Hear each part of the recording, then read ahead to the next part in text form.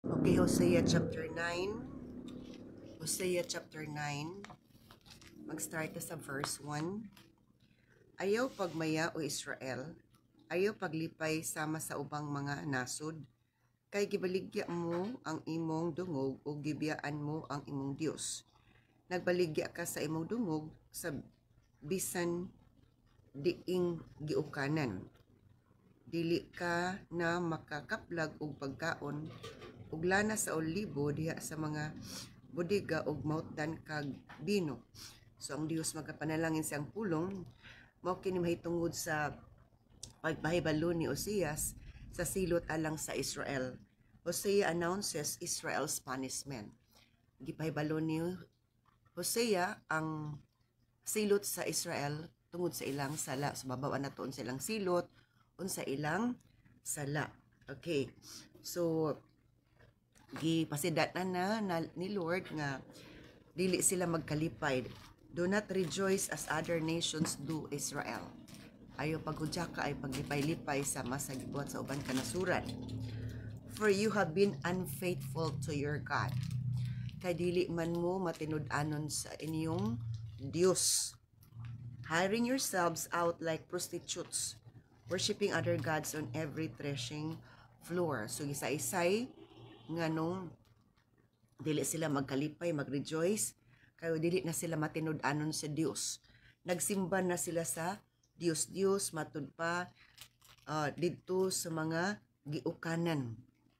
So muna ilang gisimba, kadaani nila ang gipasalamatan nila ang Dios na dili na ang buhi nga Dios nga naghatag nila kinabuhi, naghatag nila sa tanang butang nga ilang na batunan. Kaya na-deceive naman, nakasulod naman ang kaaway silang kasing-kasing una-una. Once ka makasulod ang kaaway sa atong kasing-kasing una-una, nakasulod na sa sulod, controlled na dayon, o kay controlled naman siya matuman, o ang Dios dili na in town, matagaag pagtagad, tungod ka na may nag-control mo na ingon sa Ginoo, ay tagaiglo na ang yawa, kay kung dili ta, kung tagaan na tuglo na ang yawa, dili na kita mahilo na, o dili ta makabaton o kalinaw kalipay o maayong dagan sa kinabuhi panginabuhi, wala tay kalinaw. Okay, muna nga isa nga sala nila nga din asa matinud-anon, nagsimba simba sa Dios on every threshing floor, kada gyud giukanan dito na ang ilang gisangpit every time mag-harvest sila, dili na ang buhi nga Dios kundi ang mga Dios na, ingana na. So verse 2, so unsa dayon ang isa ka silot. So now your harvest will be too small. Muna nga ang ilang harvest, ang ilang abot, gamay na lang to feed you para makakaon ka mo. So when there is a decrease of the blessing, and then nagpalayo na ta sa Ginoo, it's alarming already. Nasuko na si Lord ang inyong abot, matod pa mahimong gamay na para makakaon ka mo. There will be no grapes for making new wine. Wala na'y mga abot sa grapes para mahimong bagong bino. So wala na. I-cut off ni Lord ang tanan. I-cut off ni Lord ang tanan. Putlo ni Lord ang tanan. Kay giputol Manila ang ilang relasyon sa Ginoo. So kung putlo nato ang relasyon nato sa Ginoo, putlon pud ni Lord ang iyang provision, ang iyang protection. Oh, ana. So gamay na lang ang ilang abot, ang ilang grapes, wala na kunoy ilang madawdaw para himuon nga wine, new wine. So wala na new. And then matud pa in verse 3, you may no longer stay here in the Lord's land. Instead, you will return to Egypt, and in Assyria you will eat food that is ceremonially unclean. Okay, basahan po sa Bisaya. Dili ka na magpabilin sa yuta sa Ginoo, kundi ibalik ngadto sa Ehipto ang Ephraim, ug didto sa Assyria magpugos sila kaon sa pagkaon nga giilang hugaw. Okay. So, i-expel na ni Lord. You may no longer stay here in the Lord's land. Dili na ka magpabilin sa yuta sa Ginoo. Abugo na sa Ginoo. Mangabog ang Lord. Ang unang giabog ni Lord, si Satanas ug ang iyang one-third nga angel sa langit, Lucifer man to, pero nahimo naman siyang karbuso, nahimo na siyang dautan. Ang mga anghel nga kauban niya ni suporta niya is kitambog sa kalibutan.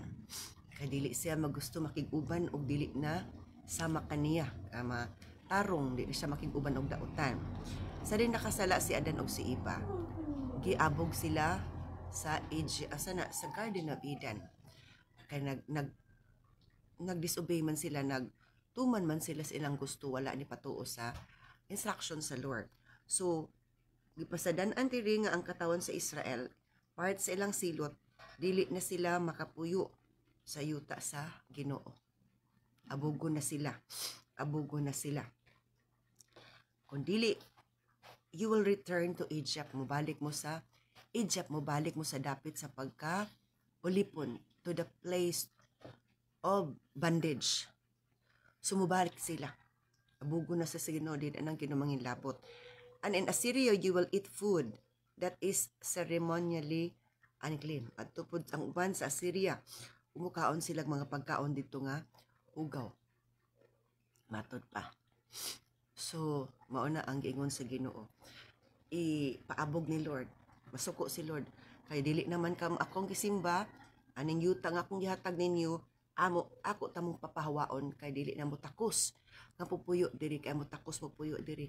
Kadturang nagpabilin ka nako, nagatawag ka nako, nagsimba ka nako. Kay inyong gitawag ang Dios naman. So, adto mo sa dapit kay daghan og Dios. Matod pa. In verse 4, there you will make no offerings of wine to the Lord. None of your sacrifices there will please Him. So dito kuno sa Egypt o sa Assyria, you will make no offerings of wine to the Lord. Dili mo kahalad o mga bino para sa Ginoo. Walay mga halad ninyo makapahimuot sa Ginoo. So naaday dapit nga diin dili gyud dawaton sa Ginoo mga halad o mga pagsimba. Kay dili na dapit nga diin gikahimot as Ginoo. Ang sa inungdan nga ingon ni Lord kang Moses, nga ingon si Pharaoh, let my people go that they may serve me or they will worship me in the wilderness. Ay dili mo sugot si Lord nga magsimba ta sa dapit sa mga dapit nga diin daghan og Dios, wala nag-ila og buhi nga Dios. Og matud pa, wala nay halad nga makapahimuot sa Ginoo ditong dapita, bisan pag the best yung ihalad, dili na i-accept ni Lord. And they will be unclean, like food touched by a person in morning. Ug ang mga pagkaon dito, matud pa, mahugaw. Sama sa pagkaon nga hikap sa tao sa diha sila nga nagbagutan kung naay mamatay. All who present such sacrifices will be defiled. Ang basahon sa verse 4. Dili na sila magbuog halad nga bino ngadto sa Dios. Ug dili na sila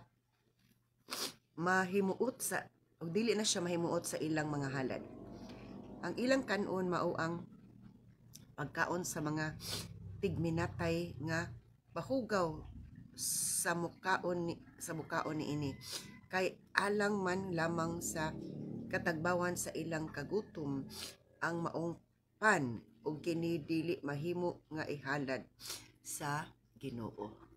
So nagpadayag gyud nga naa ay posibleng gihalad sa tao pero dili accepted ni Lord kay defiled hugaw. So abi nato gidawat ni Lord, pero dili di ay wala di gidawat ni Lord, kay wala gikahimot ini Lord, dili dawato ni Lord kung wala gikahimot ini Lord. Ang mao nga halad ug ang naghalad mao jud na siya atod pa sa pulong sa Ginoo. So mao na nga magbantay ta. We are expecting that everything that we are doing is right and pleasing before the Lord, but in the sight of the Lord it's an opposite. Dili di ay sakto, dili di ay maayo, dili di ay matarong. So matod pa diri nga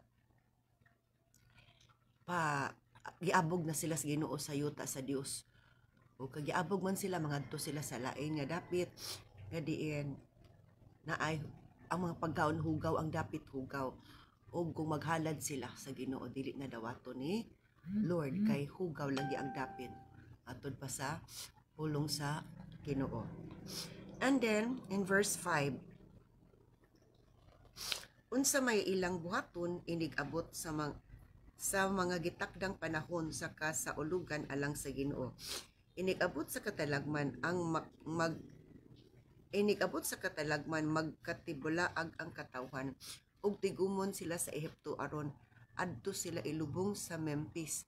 Ang ilang mga bakandi ug ang mga gitukuran sa ilang balay tubuan ug matabunan sa mga tunokong sagbot.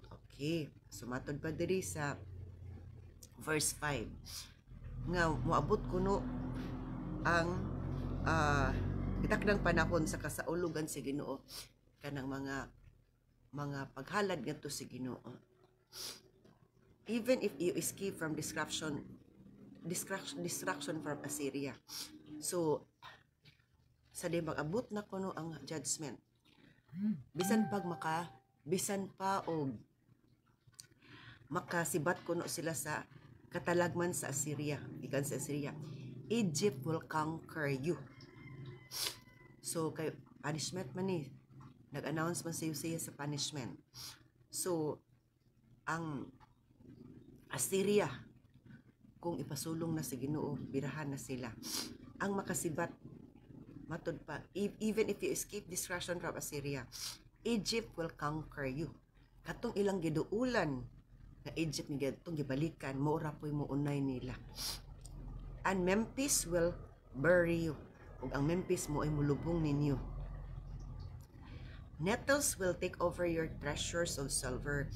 Thistles will invade your ruined homes. Ang mga tunukon nga mga sagbot, mauna kunoy mo alibot sa ilang mga bahandi. Bisan pa man kuno ang mga thistles, maunay mutabon sa ilang balay. So luoy na. So naay dakong katalagman o dili wala i-expect na ingana mahitabo. Matod pa, that is part of the punishment. Nga diin ang Assyria mosulong, ang Egypt mooy mo sunod na pud, and then mga matay sila og ilubong sila. Matod, Memphis will bury you.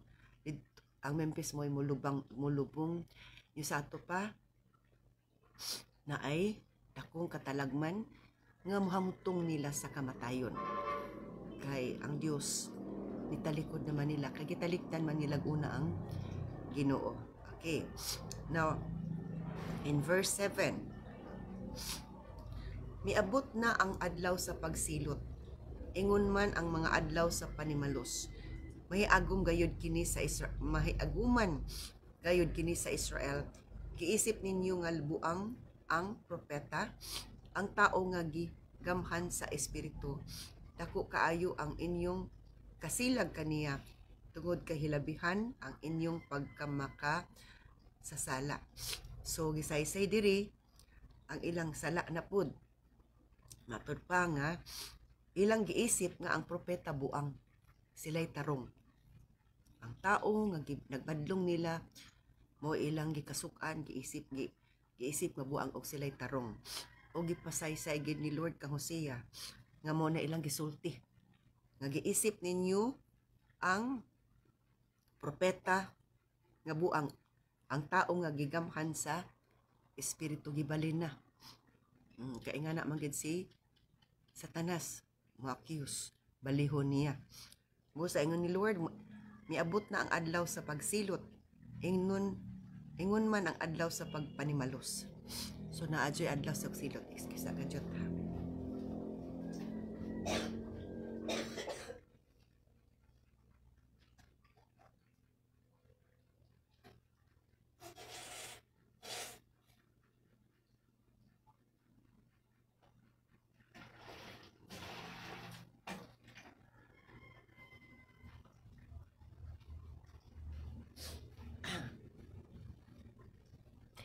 Igilo ko kung tutunlan.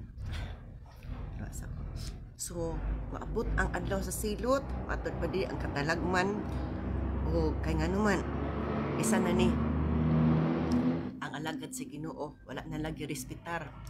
Ilan nang gisulti ag dili mao, giisyuhan na nila dili mao kasi sila'y tarong. Matod pa, dako kaayo ang inyong kasilag kaniya, suko kaay sila sa alagad sa Ginoo nga nagbadlong nila, wali nila kay pa-realize sa Lord nga dili maayo nang gibuhat kinahanglan mo balik na sila sa Ginoo. So bisan karon di na ani nga espiritu nga ang mga alagad sa Ginoo nga nagpasidaan sa katawhan nga diin maghinulsul na mubalik na sa Ginoo kay aron nga ang Ginoo dili mo talikod nato, dili ta pasagdan si Ginoo. Mao na no gikasukan sa mga tao. Ug kabalo si Lord kinsay sakto. Kadtubang nagwali og insakto ug kadtubang dili na sakto huna nga gibalinan noon ang mga alagad kuno sa Ginoo mga propeta buang-buang sila'y sakto. So mo nagisaysay ni Lord sa Book of Hosea nga giisip ninyo nga buang ang propeta, ang tao nga gigamhan sa espiritu. Matod pa, dako kaayo ang inyong kasilag kaniya tungod kay hilabihan ang inyong pagkamaka sa sala. So ang alagad si Ginoo nga tarong mo na giinong nga buang-buang. Sila nga simpa nagdius-dius, nagpalayo na sa Ginoo, sila'y tarong o gisaysay diri nga diin isa na inyong sala. Ang alagad sa Ginoong tarong, giisip ninyong mo idautan mo ibuang-buang o kamo na'y tarong. So, ingana sa verse 7 sa Hosea chapter 9 ta. In verse 8, gipadala ako sa Dios ingon nga usa ka propeta aron pagpasidaan sa iyang katawhan ang Israel apan bisan asa ako moadto naninguha kamo pagbitik kanako sama sa usa ka langgam bisan pa sa sulod sa templo sa Dios ang katawhan maoy kaaway sa propeta. Nagpadala ang kinugmang alagad si Ginoo. Grabe ang pagpadala ni Lord. Pagpasidaan sa tao. Gipasidaan ang tao daan before siya naghatag katalagman. Pero ang tao is nagpakabuta-bungol. Wala sila napatalingog sa mga alagad si Ginoo. Kaya wala sila nagpatilingog sa alagad sino panahon nga moabot ang katalagman ang Ginoo po dili na pud magpatalingog sa ilang mga pagtuaw pagtawag sa Ginoo. Ana ra gid na.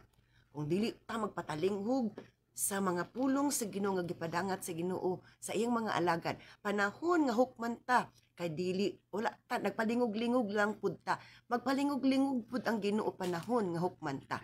O sakit kay nasa tong buot kay nasakitan pud ang Ginoo sa nasakitan pud ang Ginoo sa iyang nasakitan pud ang buot sa Ginoo kay dili kabubuton unta sa Ginoo nga masakitan ang katawan apan gipili sa tao nga diin may agum aniya na ang atong pagdumili mooy mooy entry sa katalagman. Ang atong pagdumili sa pagpaminaw sa pagdawat sa mensahe, mo'y entry sa katalagman nga moabot sa atong kinabuhi. So gipadala ako sa Dios ingon si Hosea, propeta man sa Hosea. Gipadala ako sa Dios ingon nga usa ka propeta aron pagpasidaan sa iyang katawhan ang Israel. Apan bisan asa ako moadto, naninguha kamo pagbitik kanako sama sa usa ka langgam. So gapangitaan siya og bitikon siya. Wala sila nagrespeto. Murag kontras ang alagad si Ginoo sa makatawan. Kaya nga naman, dili naman sila parehag espiritu. Espiritu naman sa kaaway ang naghari sa pikas tungod sa pagsimbag Dios. Oh, ana, dili lalim. Hantod karon na man nga espiritu. Hangtod karon na ani. Ang naasulat sa Biblia, naagihapon karon nga panahon og sa umaabot. Kay disim nga kaaway ang nagpaluyo sa mga tao nga diin wala gayud nagtagad sa pagpatalingog siyang pulong nga gidhatag sa Ginoo siyang mga alagad. So ingana, moingon ta usahay nga unsa to siya pero sa kita di ay pud na usahay. Okay. In verse 8 na ta. Wala pa din ako sa verse 8. Apan bisan ako muadto, apan bisan asa ako muadto, naningwa kamo pagbiti kanako sama sa usa ka langgam. Bisan sa sulod sa templo sa Dios, ang katawhan maoy kaaway sa propeta. Bisag sulod sa templo o sa ato pasulod sa atong simbahan. Ang alagad sa Ginoo himo nang kontra sa membro. Nganuman, kay masigig lagi ka witikan sa pulong sa Ginoo, magsigig ka igo sa pulong sa Ginoo. Maigo kita sa pulong sa Ginoo kung kita nagsupak-supak na, nagpabadlong na. Kay ang pulong sa Ginoo murag bunal. Mabunalan kita, maigo ta kung kita naghimog dautan. Ingana. So ingana, wala dili na din sila ganan mamati sa pulong sino, dili na sila nagsimba. Gusto sila gwaling nga pangpikpik, nga dili man sila pikpikunon kay nagpabadlong man. Oh. Di ba? Ingana, mura gusto tayo gugmaon yun na naghimo tagdautan. Dili maayo. Okay, now let's proceed to verse 9. Gihugaw-hugawan nila pag-ayo ang ilang kaugalingon, ingon sa gibuhat nila didto sa Gibya.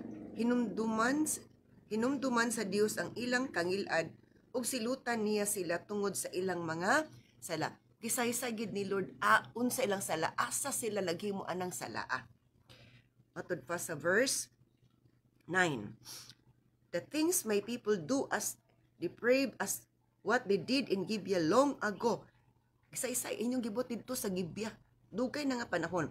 God will not forget. Ang Dios wala kalimot ug dili mo limot sa inyong gibuhat. Kay naka-record tanan. Bad and good na tong gibuhat naka-record. Kay naka-record man na dili daw ni Lord hikalimtan. God will not forget. He will surely punish them for their sins. Silutan kayod sila sa ilang mga sala. Munang gina-record ni Lord kay unsa man i-record, silutan ba ta or gantihan ba ta? Kung nangalagad ta, naningkamot ta. Naningkamot ta. Nga matuman na to ang kabubuton sa Ginoo. Naatay mga sacrifices of time, sacrifices of kining tanan-tanan, sacrifices atong family, sacrifices atong time, nag-sacrifice ta sa atong family para sa Ginoo, ato sa gibiyaan atong family kay matud pa sa I forgot lang sa Matthew, ang makabiya sa iyang pamilya is makadawat og pilo-pilo nga panalangin. Sa ato pa, kung dili ta kapabiya sa atong pamilya, kay labaw pa nato ang atong pamilya pagtratar, paghatag panahon kay sa Ginoo. Muna sa dili kamo mahimo na kung tinuod nga tinun-an. Kay ang mo sakripisyo lamang para sa Ginoo ang gitagaan ni Lord og dakong importansya. Kapanahon pud sa mga katalagman na atay daw dili taniya talikdan. Okay, so gihugahugawan nila pag-ayo ang ilang kagalingon ingon sa gibuhat nila dito sa Gibeah. Hinumduman sa Ginoo ang ilang kangilad. Sabi sa hinumduman, diri sa English, God will not forget. So the more nga dili pa tagapatuo sa Ginoo, the more nga dili ta patuo, the more gataas atong record, the more gataas atong record, the more kakasuko si Lord sa atoa. Pero the more nga mutikang ta, the more is malipay si Lord. So duha ra gyud na, nalipay si Lord nato or nasuko si Lord nato. Kana ra nga pangutana, unsay atong gihimo, atong gihuna ko na nakapalipay ba si unsa atong gihimo gihon ako na nakapalipay ba si Ginoo or nakapasuko? Kung nakapasuko, unsa may expect nimo at the end sa unahan? Kalipay ba pud nimo or kasub-anan, kaalautan? So verse 10, yato ni hudto ning chapter 9. Okay, verse 10. Miingon ang Ginoo, hikaplagan ko ang Israel sama sa paras didto sa kamingawan. Nakita ko ang inyong mga ginikanan nga daw unang mga bunga sa igos. Apan miadto sila sa bukid sa Peor ug gihalad nila ngadto kang Baal ang ilang kaugalingon ug nahimo silang sama kangilad sa butang nga ilang gimahal. Isa-isa ginilod ang ilang kuan tagsa-tagsa ginilod ug pahibalo padayag ni Hosea ang ilang gibuhat. The Lord says, Israel, when I first found you, it was like finding fresh grapes in the desert. Ingon si Lord, sa una na kong tanaw ninyo, kita ninyo, patod pa, mura kamog, prisko nga grapes dito sa desert. When I saw your ancestors, it was like seeing the first ripe figs on the season. Pagkita na ko sa inyong katigulangan, daw nakita ko sa unang bunga nga hinog sa iyang bunga. But then they deserted me for Baal Peor. Apan ilalang kong gibiyaan ni adto sila kang Baal Peor, Dios dito sa Peor, giving themselves to that shameful idol. Ilang gihatag ilang kaugalingon atong makakaulaw nga Dios. Soon they became vile as the God they worship. Matud pa. Ug nahimo silang mga ngilad ug nahimo sila sama kang ngilad sa butang nga ilang gimahal. Dito dayon. Nasuko gid si Lord nga naatay mga Dios.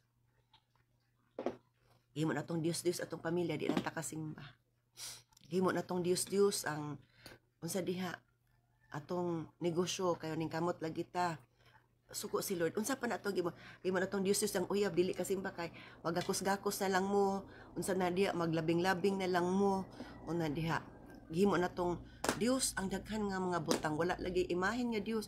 Apan kung unsay atong gi-replace sa Ginoo, Dios na gid na siya.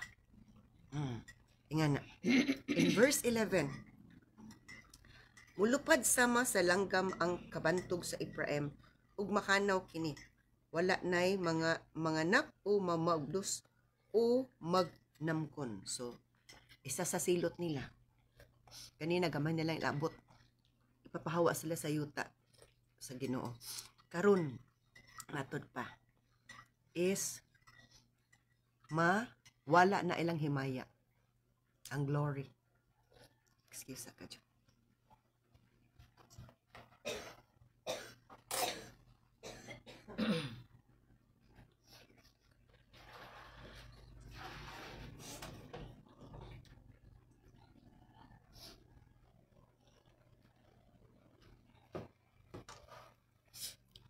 Ang ilang himaya, ang ilang glory, wala na ni Lord. For your children will not be born or grow in the womb or even be conceived. Kana, puuhon na ni Lord ang ilang kaliwa. Ingon ni Lord, ang himaya ninyo mawala na. Ang kadaghan ninyo mawala na. Dili na mo magsanay. Kay ang inyong anak dili na matao sa taguangkan or even be conceived. Dili na matao. Even if you do have children who grow up, bisan pag naana mo yung mga anak na nitubo na, I will take them from you. Kana sakit kay sa nana. Bisan pag naana mo yung anak, verse 12, bisag mga anak pa sila, puuhon ko sila hangtod nga wala na mahibilin. Alaot sila kung ako silang biyaan. So, muna, kung si Lord na mo biya na to, kay una mang ang tao mo biya sa Ginoo. Kung ang tao mo biya sa Ginoo, kung biyaan na pod sa Ginoo, wala na'y protection, wala na'y provision, wala na'y peace, wala na tanan. Pulos na lang kalibog, wala na kay direction, tanan na negative. Mo na'y pagpamatuod nga wala na ang Ginoo nato. Mo na ang kamatuuran, mo na ang kasiguruhan. Once ka wala na tay kalinaw kalipay, naglibog na ta bisag desisyon nato, di na ta kasabot unsay atong i-desisyon. It means gibiyaan na tas Ginoo kay namiya man putag unas Ginoo. Una, dili ang tao kabalo man, dili lang tao kabalo man mo ikabalo manimalos. Labaw ang Ginoo manimalos. Ug kuyaw ang Ginoo kung siya'y manimalos. Mubalo sa atong gipugas trapod nato nga pag talikod si Ginoo. Kung kita'y talikdan sa Ginoo, subo kay pamalandungon, kuyaw, ug makalilisang, ug sakit. Alo, sakit. Ug daghan mga sakit. Daghan masakitan nga dughan. Kay una nato gipasakitan ang dughan sa Ginoo. So klaro ka isanan nga bisan pa verse 12 balik ko nako. Bisag manganak pa sila, puuhon ko sila hangtod nga wala nay mahibilin. Alaot sila kung ako silang biyaan. Okay. Moto siya. Isa sa silot. Dili na masanay, wala nay magmabdos, wala nay maburos. Then kung naay mga anak, kwaon ni Lord. Kwaon ni Lord. Dili na ipasanay. In verse 13, I have watched Israel become as beautiful as Tyre, but now Israel will bring out her children for slaughter. Agoy, sakit kaayo. Verse 13, Ginoo sumala sa akong nakita, ang mga anak ni Ephraim mahimong tukbunon. Ang Ephraim unay pagdala sa iyang mga anak ngadto sa ihawanan. So ingana, naay kamatay mahitabo. Part sa silot naay kamatay. Kanina, gamay ra ang abot sa ilang uma. Ipapahawa sila sa yuta. Adto sila sa kontra. Unya, unayon dapod sila sa ilang adtuan. Karon, mga matay. Mapuo, ug mga matay matud pa sa pulong sa Ginoo. Ang ilang mga anak dalun. But now Israel will bring out her children for slaughter. Dalun na para ihawon, para patyon. Sakit. Unang gusto ni Lord nga, before ang tanan, magpadayon tag pangalagad. Kay sa gitag pangalagad, sige tag pangalagad. Layo tas katalagman, layo tas kapungot si Ginoo. Pero dili kanita mga lagad gapaduol tas kapungot si Ginoo niya. Kumapungot si Lord, ana pa din ta mangayon niya og muduol sa iya ha, nga pasayloon ta, nga gitagaan naman tag chance, long chance nga makalagad sa iya ha. Sa tingon ni Lord sa Isaiah 55 verse 6, call on the Lord while he may be found. Call upon him while he is near. Tawgas siya. Samtang duol pa si Lord nga wala pa nasuko. Samtang naa pa siya kaplagan pa siya. Kay once humana ang grace period ni Lord sa atua, timetable ni Lord to repent. Wala gid ta nag-repent. Dito na dahil magsugod na ang pagbanat-banat nga diin na anay mahitabo nga dili maayo. So, ingana. Hallelujah. In verse 14. O Ginoon sa may pangayuon ko kanimo nga ihatag mo kanila.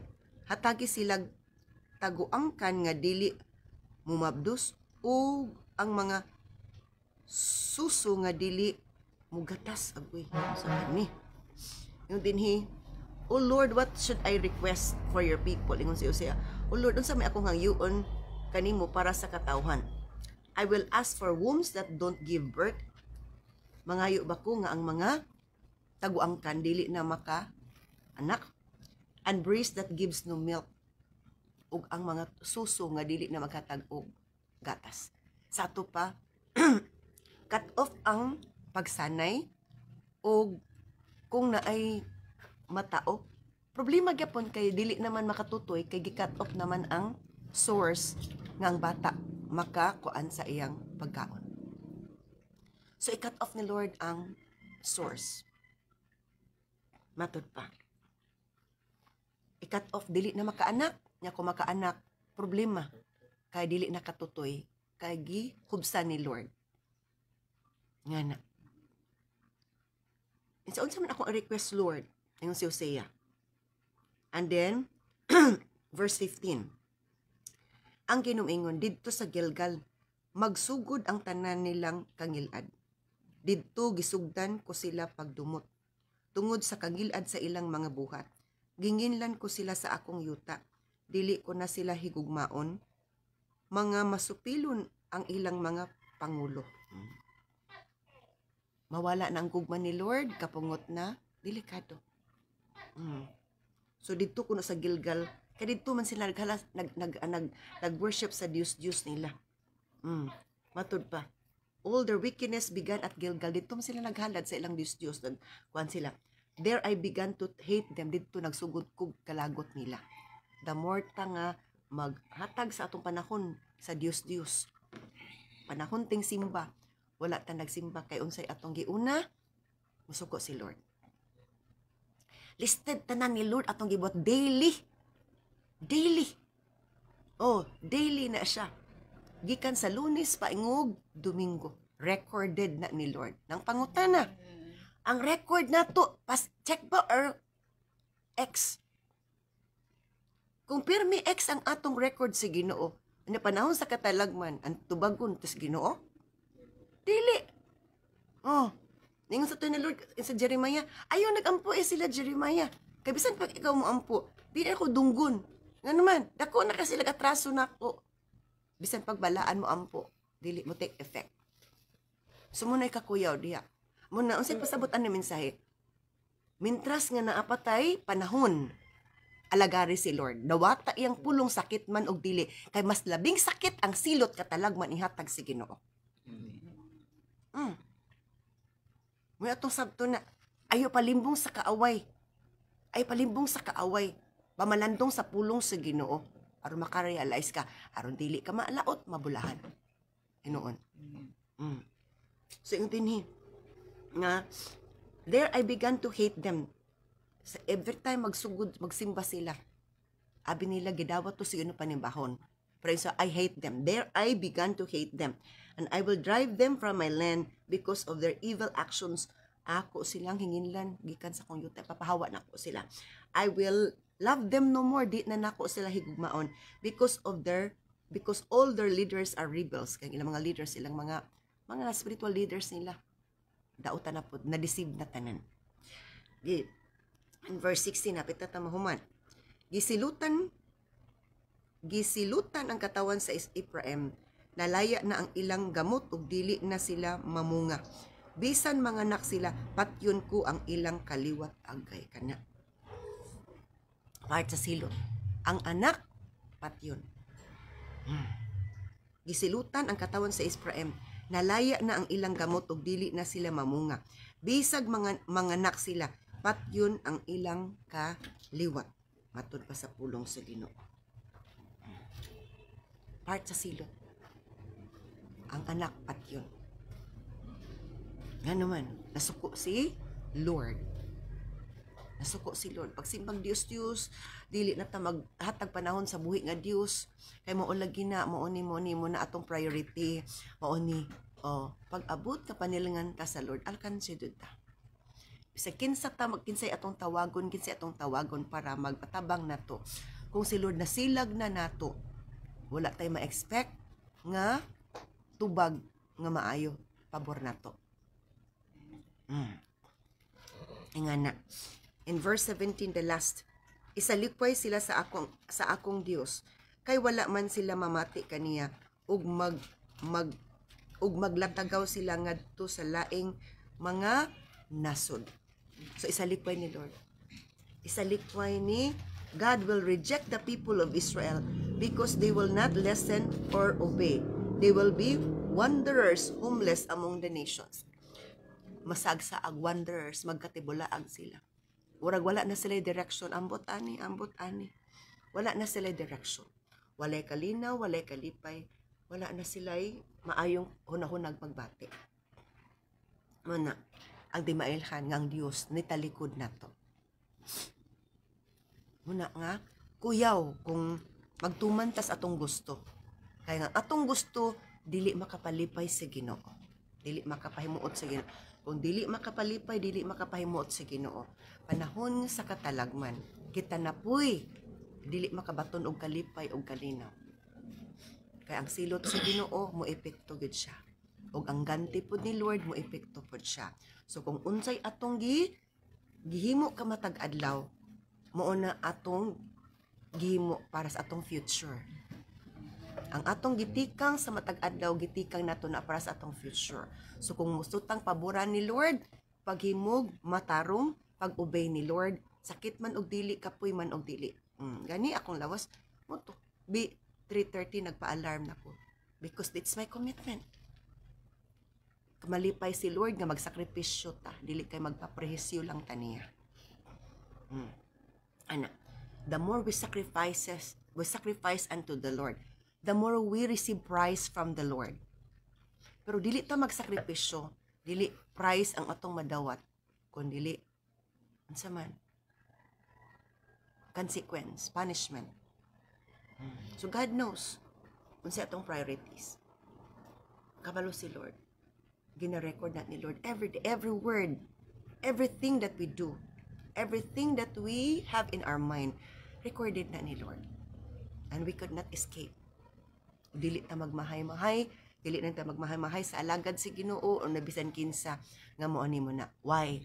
Kita atong kagalingon atong mahayan for not obeying the truth, for not obeying the commands of the Lord. Kay kung magmahay-mahay patag alagad sa ino, gidungagan na nato sa sala. Sa tingon kanina sa verse, giisip nilang buang-buang ang alagad si Ginoo. Buang ang alagad si Ginoo. Ang alagad nino ay buang mo negatibo. Sila na insakto. Bisay-say gyud nga mo na ilang sala. Ang mga propeta, ang mga alagad sino, mo ay buang sila daw sakto. Ilang galit agon ang alagad si Ginoo. Wala sila ganahi. Dili sila ganahi paminaw sa pulong si Ginoo. Kay sakit sa ilang dalunggan, sakit sa ilang kasing-kasing. Muna pag-abot nga nasuko na si Lord. Dili lang sakit sa ilang dalunggan sa kasing-kasing. Sakit na sa ilang kinabuhi panginabuhi. Pati ilang pamilya apektado na. Delikado si Lord masuko. Ano na? Magbantay ta nga dili masuko si Lord sa atoa. Magtinarong ta. Panahon sa panimbahon mo simba ta. Panahon nga naibulhaton sa simbahan, manginlabo ta. Aron nga malipay si Lord sa atoa. Kay mga birthday unsa diha mga party, abtik kaayo ta.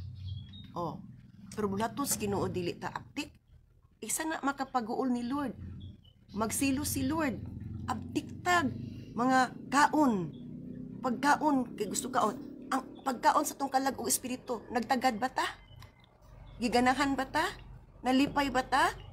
Gidawat pa nato ang pagkaon sa atong kalag espiritu o katong pagkaon na sa atong tiyan sa birthday o sa panadiha. Kabalo si Lord. Na ay siya record. Muna magbantay ta. Magtarong ta. Kay ang Ginoo is wala na tulog. Let us pray first word. Salamat Ginoo sa imong mga pulong. Salamat Lord nga ikaw gayon nag-isa-isa sa mga record nga imong na patunan. Sumala sa among gihimo nining kalibutan. Ang pagsimba sa Dios, ang pagtalikod nimo, ang paghatag o Dios o istorya batok sa imong alagad, pag-akiw sa imong alagad nga buang-buang. Giilang nga dautan nimong alagad. Gisaysay nimo nga mo na ilang istorya buang-buang alagad sa Ginoo. Pero sila di ay buang. Kay wala sila ni tuo sa imong pulong o wala sila ni patuo. Lord, ipahigmata sa matag usa nga ang imong mga pulong dili gad kini tiaw-tiaw, imong tumanon ang imong gipamulong kay dili ka bakakon nga Dios. Salamat Lord nga makabaton ang matag usa ug kahadlok da kanimo aron walay katalagman moabot sa pamilya, walay kamatay, walay kaaway nga magmanampuson kundi kami madaugon taliwala sa mga pagsulay. Dili hamtong sa dako nga katalagman kundi makabaton kami og kadaugan, kalinaw, kalipay. Dili kami mahisaag. Salamat Lord sa imong mga pulong siluhi kini sa mga mili nga dugo. Kadili na mo malimtan ang tanan kundi mapaubsanon kami nga mga lagad kanimo magkinaunsa man ang dagan sa kalibutan dili kami magdagandagan kay ikaw, magauban ka namo, Lord. Salamat sa tanan, himay dungog para kanimong tanan lamang, Lord, sa ngalan ni Jesus. Amen. Hallelujah, hallelujah, hallelujah. Oh, glory to God. Connection.